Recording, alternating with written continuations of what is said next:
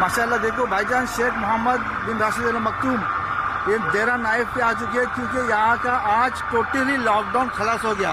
क्योंकि नाइफ देरा एरिया में आज एक भी केसेस नहीं मिला कोरोना वायरस का, इसलिए यहाँ पे लोग जश्न मना रहे हैं। पब्लिक देखो मेरे भाई, पब्लिक देखो पब्लिक जैसे ईद में पब्लिक नहीं होती है, जैसे ईद की पब्लिक है माशाल्लाह। देखो इसलिए चिल्ला रहे हैं क्योंकि यहाँ पे शेख मोहम्मद आ चुके हैं। शेख मोहम्मद शेख मोहम्मद शेख मोहम्मद शेख मोहम्मद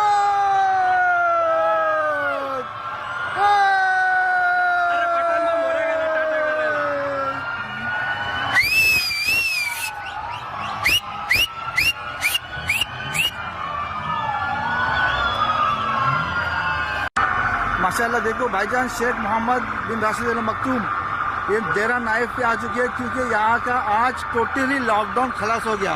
क्योंकि नाइफ देरा एरिया में आज एक भी केसेस नहीं मिला कोरोना वायरस का, इसलिए यहाँ पे लोग जश्न मना रहे हैं।